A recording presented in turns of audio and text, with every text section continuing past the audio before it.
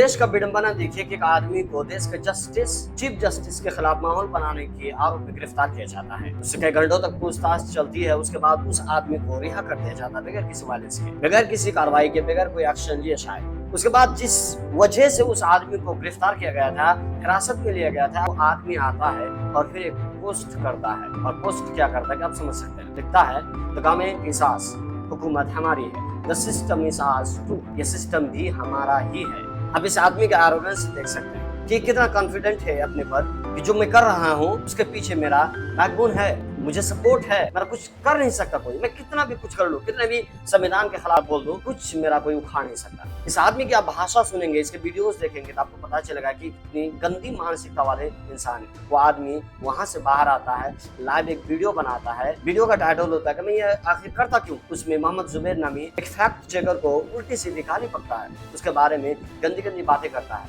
उससे भी बड़ा विडंबना है कि इस देश में इन जैसे लोगों के लिए सेलिब्रेट किया जाता है, इनकी रिहाई के लिए मांगे की जाती है, इनके सपोर्ट में आवाज उठाई जाती है। जो लोग संविधान विरोधी बातें करते हैं, पोस्ट लिखते हैं और वीडियोस बनाते हैं। मैं ये नहीं कहता कि आप किसी को सपोर्ट नहीं करो, लेकिन सपोर्ट ऐसे लोगों को करो जिससे देश को फायदा हो, जिससे आपको फायदा हो, आपके जनरेशन को फायदा हो। एक ऐसे इंसान जो सिर्फ गाली बकता है, दूसरों को जलील करता है, दूसरों के बारे में भद्दी भद्दी बातें करता है, उन जैसे लोगों को आप सपोर्ट करके ये दिखा रहे हैं कि आप भी उन्हीं जैसे लोग हैं। इसे धर्म विशेष की दुश्मनी में आकर आप इन जैसे को फॉलो करते हैं, यानी आपकी मानसिकता के बारे में समझ आती है। उससे भी बड़ा ताज्जुब है हुकूमत पर कि हमारी हुकूमत क्या कर रही है। इन जैसे लोगों को रिलीज करते हैं, रिलीज के बाद फौरन इन जैसे पोस्ट उसके हाथ से या उसके मोबाइल से उसकी तरफ से आता है, फिर भी कोई एक्शन नहीं लिया जाता। आप सोच सकते हैं कि उस पूछताछ में इनके साथ क्या बात हुई होगी, या इन्हें क्या ही निर्देश दिया गया होगा कि उसके बाद ये बाहर आता है बेखौफ होकर ऐसा पोस्ट करता है कि government is our, the system is ours to,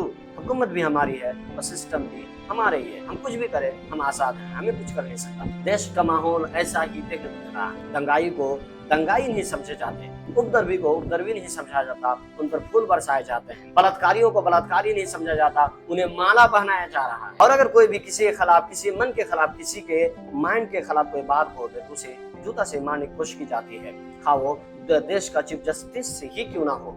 और उसके बाद इस चीज का इस देश में सेलिब्रेट भी किया जा रहा है या किया जाता है। आप सोच सकते हैं कि देश की जुडिशरी सिस्टम का क्या ही जगह बच के रह गई है। गुजारिश है कि आप इन जैसे लोगों से बच के रहें, इनकी मानसिकता से दूर रहें, इन जैसों के प्रभाव से दूर रहें। जय हिंद, जय भारत।